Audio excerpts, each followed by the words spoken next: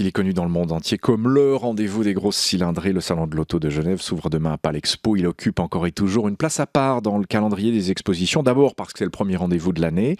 Et puis ensuite parce qu'il reste, on l'a dit, le salon des grosses cylindrées, le salon des voitures de sport. C'est à Genève par exemple que le fabricant Renault a choisi de présenter la renaissance de sa mythique marque Alpine. Le constructeur américain de voitures électriques Tesla par contre a totalement renoncé à participer à cette grand-messe annuelle. Et cette absence peut-être est-elle le signe d'un tournant.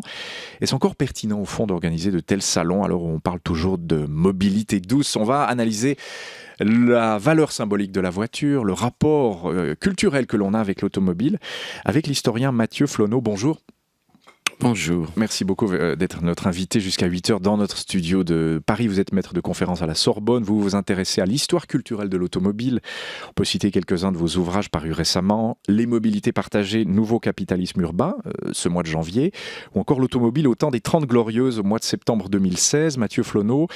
Oui, je le disais, l'absence de Tesla quand même, Tesla qui concentre beaucoup de regards, Tesla qui ne veut plus aller dans ce type de salon. Est-ce qu'il faut voir un signe que ce type de grand rassemblement est du passé, est un peu ringardisé ? Écoutez, je ne le crois pas et je pense qu'il ne faut pas non plus surinterpréter cette absence d'une marque qui donne effectivement un certain tempo aujourd'hui à la culture automobile. On pourra y revenir parce que ceci aussi est un épiphénomène de l'objet automobile et de sa diffusion contemporaine, mais vous interrogiez sur le caractère périmé, peut-être obsolète de ce genre de manifestation. Je n'en crois rien. Tesla était présent en force au dernier mondial de l'automobile à Paris. Les constructeurs doivent choisir les événements promotionnels. Là, en l'occurrence, Genève n'a pas été choisie. Vous l'avez pourtant rappelé, c'est un salon particulièrement dédié aux véhicules de haut de gamme, donc Tesla aurait pu y être. Mais je pense qu'il y a des manifestations auxquelles Tesla sera présent et qui, dans le planning communicationnel de la marque, ont été jugés, là, cette fois-ci, plus pertinents. Genève, c'est tous les ans. Genève, c'est un salon plus que centenaire, désormais, et c'est un rendez-vous, effectivement, très important. Mais il y a bien d'autres participants à ce salon qui demeurent, effectivement, de portée mondiale. On y reviendra. Alors, Mathieu Flonneau, vous êtes historien et vous observez les grands courants de l'histoire culturelle de l'automobile, en l'occurrence. C'est pour ça qu'on vous a invité ce matin. À force de répéter que l'avenir est à la mobilité douce, aux voitures propres, aux voitures vertes, électriques, hybrides, etc. On en est venu un peu à nier le pouvoir symbolique conféré encore à la voiture, ne serait-ce qu'en regardant le nombre de visiteurs d'un salon comme Genève. Est-ce que vous êtes d'accord avec cette idée-là ? Oui, vous avez raison, il y a une forme de schizophrénie. Ceci est peut-être encore plus marqué en France, à l'égard de l'objet. Vous avez dit que j'étais historien, effectivement, non pas de l'automobile, de l'automobilisme, c'est-à-dire de l'épaisseur culturelle, sociale, politique de l'objet. Et l'ouvrage que vous avez signalé, qui vient de paraître, mais qui n'est pas de moi, que j'ai accueilli dans une nouvelle collection académique aux publications de la Sorbonne que je dirige, mais cet ouvrage de Maxime Muret sur les mobilités partagées donne effectivement l'idée d'un changement de paradigme, d'un tournant vers un nouvel usage de l'automobile, et ceci est indéniable pour partie, mais pour partie seulement, et en marge de ces mobilités partagées, il reste ce que j'appelle l'éternel automobile, c'est-à-dire cet objet qui non seulement fait rêver, qui donne un statut. Ceci est très couru et très fréquent dans les pays qui ne sont pas blasés à l'égard de l'objet automobile, c'est-à-dire les pays en voie de développement. Il en reste beaucoup, et là il faut vraiment élargir le tableau, élargir le point de vue, prendre du recul et de la distance. C'est-à-dire que lorsque l'on est en Amérique latine, lorsque l'on est en Afrique, lorsque l'on est en Asie, l'automobile demeure un objet de désir puissant, car au-delà de l'automobile, c'est évidemment tout le système de mobilité, tout l'écosystème qui est en jeu et de développement. Aujourd'hui, on a l'impression, en France particulièrement, mais en Suisse aussi, on peut le dire, même s'il y a moins de monde, de vivre une période très autophobe. Au fond, l'automobile serait un instrument véhiculé par... je dirais que ce serait un instrument de droite, et puis la gauche n'en veut plus. Voilà, je schématise à fond, mais on est vraiment là-dedans. Est-ce qu'il n'y a pas, au contraire, de cette proposition que j'annonce, une sorte de populisme anti-auto ? Est-ce qu'on pourrait définir ça comme ça ? Alors vous avez raison, l'automobile cristallise des populismes. Il y a un populisme automobile, celui qui conteste les radars par exemple, celui qui conteste une attitude plus citoyenne, et ceci n'est pas défendable au regard en France des principes républicains d'équité de la loi. Il y a aussi un populisme écologiste. Et de ce point de vue-là, il faut bien faire une distinction entre les centres-villes, qui sont effectivement dans une disposition où l'automobile est en zone d'impertinence, et le reste de la société où l'automobile demeure un objet absolument nécessaire. Et derrière l'automobile individuelle, derrière l'autosolisme qui est dénoncé, et à juste titre à certains égards, eh bien il y a tout un système de déplacement qui est organisé toujours autour de la voiture. Alors l'autophobie que vous décriviez à l'instant, c'est un mot que je n'aime pas beaucoup, mais enfin l'anti-automobilisme existe à certains égards. Il n'est pas si caricatural que vous venez de l'évoquer. Bien sûr, je schématisais le propos. Ouais. Oui, mais si vous voulez, on appauvrit un peu le débat aussi en le résumant à des questions d'engagement politicien, si j'ose dire. L'automobile est pleinement politique au sens où c'est toute la cité qui est en jeu, et de ce point de vue-là, les clivages ne sont pas aussi partisans que l'on veut bien le dire parfois. Les clivages sont à la rigueur plus situés sur l'emplacement d'habitation des gens et plus sur le besoin qu'ils ont ou pas de l'automobile. Et là, effectivement, il y a une moralisation du débat. Et cette moralisation du débat, je dirais qu'elle nuit aux intérêts réels de la transition énergétique. C'est-à-dire qu'on ne peut pas exclure des citoyens qui sont, entre guillemets, prisonniers du phénomène automobile. Et il y a un phénomène en France qui est connexe à celui que vous venez d'évoquer, c'est-à-dire que l'on dénonce beaucoup le diesel, et effectivement celui-ci a des aspects totalement négatifs en termes de santé publique, bien que des progrès soient faits, soient accomplis, et de ce point de vue-là, on masque la forêt des efforts d'une industrie qui, de ce point de vue-là, n'est pas aussi blâmable peut-être que des industries de transport autres, comme par exemple l'aérien, ou même des industries, si on y réfléchit bien, de la high-tech, qui ne sont pas du tout des industries aussi écologiques qu'elles peuvent prétendre. Je suis votre raisonnement, Mathieu Flonneau. Il faudrait relativiser au fond la différence entre la voiture et les autres modes de transport en termes d'empreinte écologique, dédiaboliser la voiture, dépassionner le débat. Ça, c'est une certitude. Le débat est à certains égards biaisé aussi par un écho médiatique. Je vous parle depuis Paris, vous le savez bien. Il y a là une ville qui peut se passer dans son centre de la voiture. La problématique est résolument différente. Et d'ailleurs, la région Île-de-France applique une politique différente de la municipalité parisienne à l'égard de la route, à l'égard de la nécessité de ce réseau social qu'est la rue. Premier réseau social, finalement. Oui, c'était un élément de liberté, la voiture, au sortir de la guerre, et puis même encore dans les années 50 ou 60, même certains écrivains, la Beat Generation, glorifiaient la route, la voiture, etc. Est-ce que c'est encore un élément de liberté? Alors vous me direz peut-être oui, dans les campagnes, on n'a pas le choix pour se rendre en ville, ou peut-être ailleurs. Et quel est le degré de liberté encore lié à l'automobilisme, pour reprendre l'expression, Mathieu Flonneau? Oui, écoutez, celui-ci, ça procède de l'intime, ça procède aussi d'une qualité de rapport à l'existence, au déplacement, qui fait que le déplacement n'est pas qu'un déplacement, mais le déplacement est déjà l'amorce d'un voyage. Je ne parle pas là, évidemment, du commuting, des trajets de banlieue au centre-ville, où on est effectivement captif, et où là, peut-être, et vous allez voir que je vous mène à une problématique contemporaine, celle de la voiture autonome, là où peut-être effectivement une robomobile est pertinente, c'est-à-dire qu'on ne prend pas plaisir à conduire dans un embouteillage, personne. Non. Toutefois, dès qu'il s'agit éventuellement de gagner des grands espaces, eh bien là on croit ce que j'appelle moi l'éternel automobile. Et lors du mondial de Paris en 2016, j'avais été missionné par Jean-Claude Giraud, le commissaire général du mondial, du commissariat de l'exposition culturelle consacrée au cinéma et à l'automobile. Et évidemment, vous avez là deux problématiques qui se croisent. C'est-à-dire que ces deux industries, qui sont quasiment contemporaines, ont porté des élans similaires vers, précisément, un accomplissement plus individualiste, très occidental, au départ, un accomplissement plus individualiste de la personne. Et de ce point de vue-là, et cette exposition a eu un grand succès, il y avait une 50aine de véhicules présentés. À chaque fois, ceci parlait à plusieurs générations, d'une part, et ceci parlait à véritablement cette intimité qui fait que chacun, nous pouvons trouver du plaisir à conduire une automobile, évidemment, dans certaines conditions. Ces conditions-là, elles se trouvent réunies dès que l'on quitte la congestion. Et la congestion demeure quand même l'exception dans l'usage de l'automobile. Donc, qu'est-ce qui se passera? Alors, vous êtes historien, pas futurologue, mais bon, dans 20, 30, 40 ou 50 ans, qu'est-ce qui se passera? On aura des petites navettes autonomes dans les villes ou en périphérie des villes, et puis on se fera encore plaisir sur des routes de montagne, où se nichera le plaisir encore, si possible, dans 50 ans, lié à l'automobile? Mais ce que vous décrivez est effectivement très intéressant parce que cela signifie que très clairement, on nous annonce, et parfois avec un peu trop, à mon avis, d'enthousiasme, un monde à plusieurs vitesses. Je veux dire que là, un monde de l'automobilisme à plusieurs vitesses. Je veux dire que l'automobilisme, c'était une promesse d'universalisme. C'était une promesse d'accès général à tous les espaces. Là, désormais, il va y avoir une forme de segmentation. Et ce que vous décrivez pour les centres-villes, les périphéries immédiates, voire des corridors, des autoroutes équipées, est probablement envisageable. C'est-à-dire que des véhicules robomobiles qui n'ont rien d'autonome. Là, je reviens au mythe automobile. Ces véhicules robomobiles seront en quelque sorte tracés, guidés, et devront requérir une forme d'autorisation pour prendre la route. On est loin de l'idéal automobile. Vous avez évoqué la génération de la route de Kerouac. Oui. Eh bien, c'était la possibilité de partir quand on voulait. Et où cette on voulait, liberté-là, voilà, et cette liberté-là, elle est effectivement en train au moins de s'effriter. Mais je dirais que c'est un choix qui engage beaucoup plus que la simple dimension de la mobilité.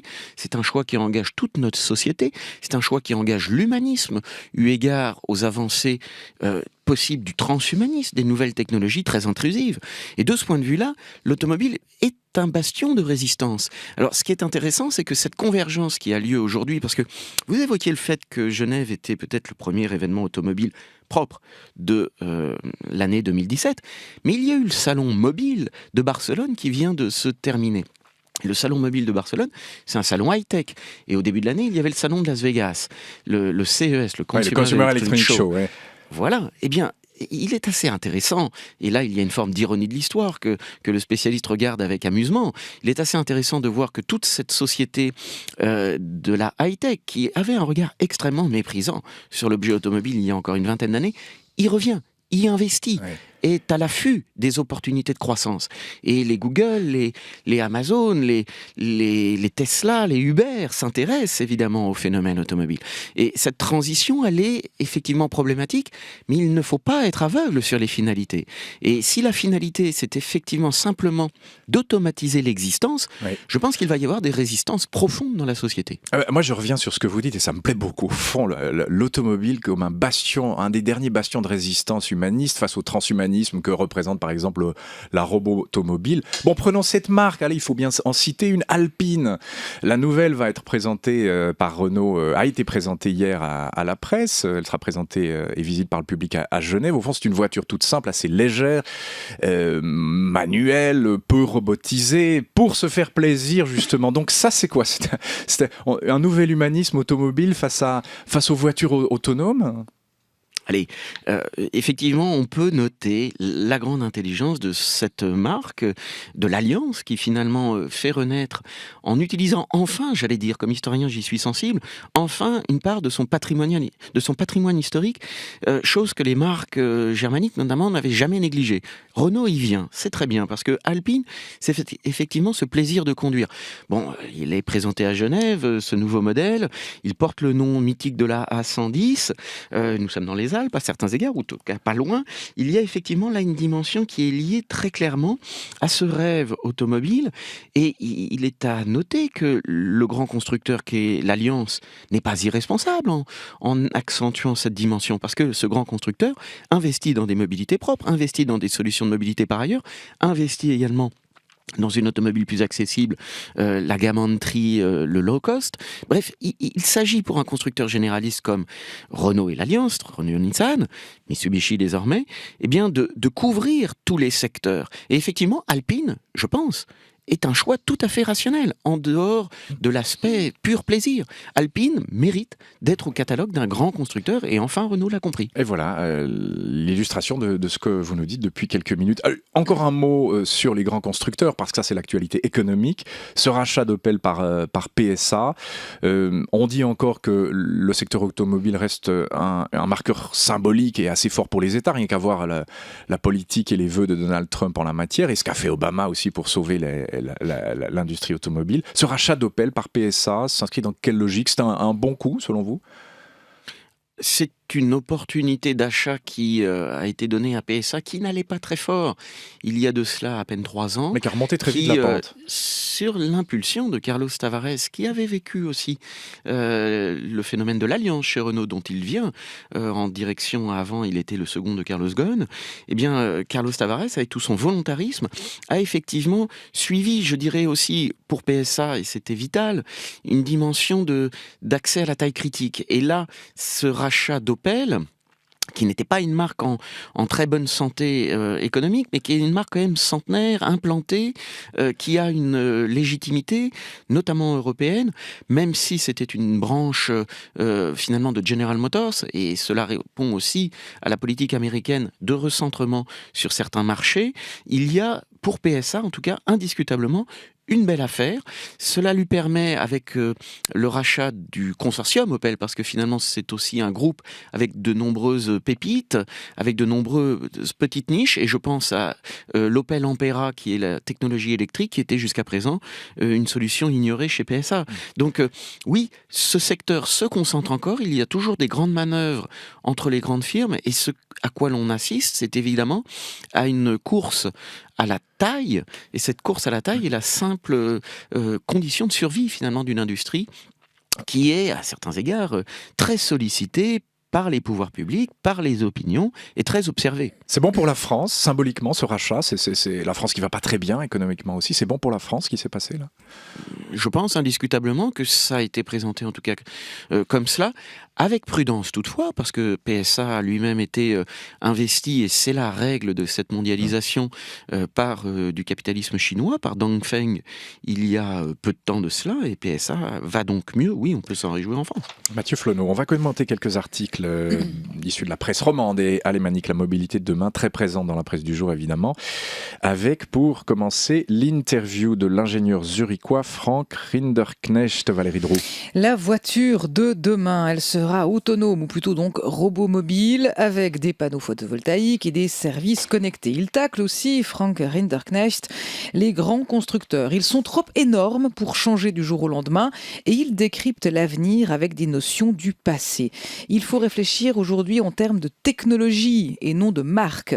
Et les grands gagnants pourraient bien être les Amazon ou Alibaba, qui connaissent toutes des habitudes de leurs clients.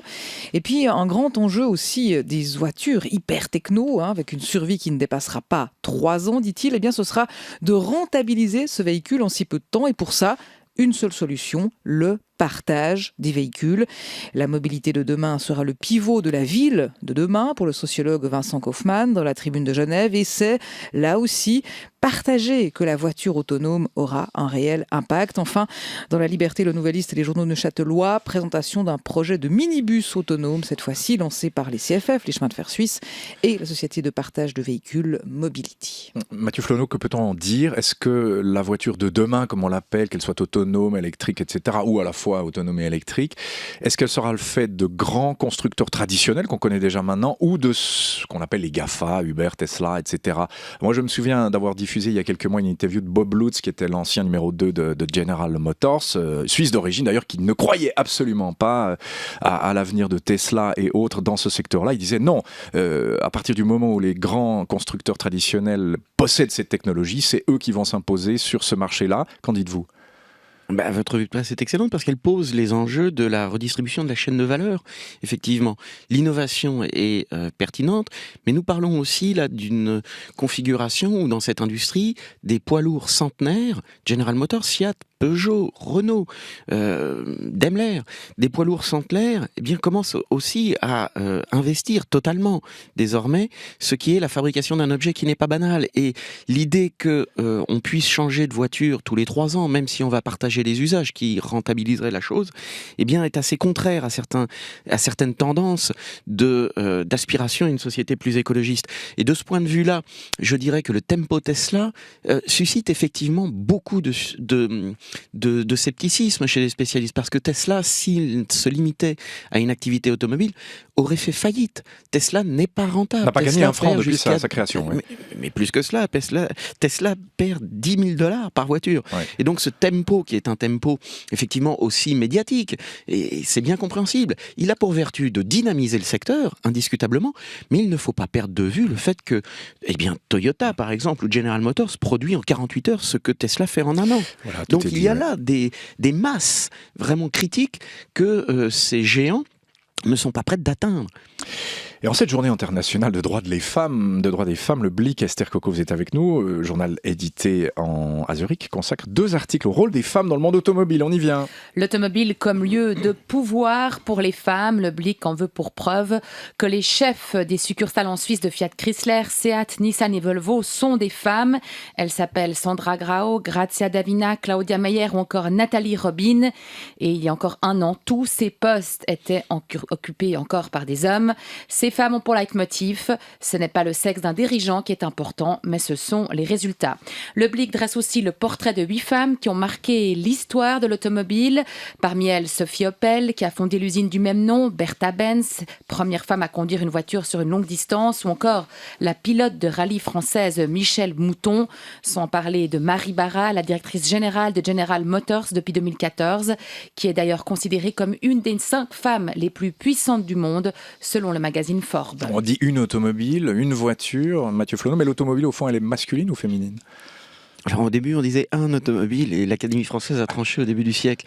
Ce que vous dites est très pertinent à l'égard du regard que l'on peut porter sur la direction de grandes entreprises.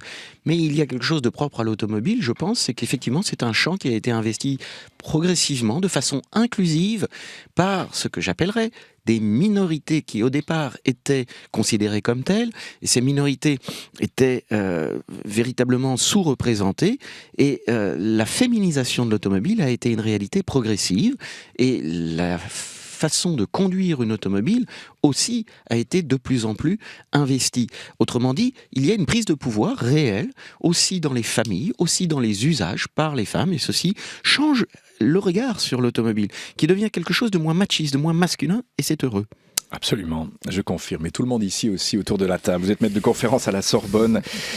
Mathieu Flonneau, vous étiez en direct de notre studio de Paris. Merci beaucoup d'avoir été notre invité. Je vous en prie.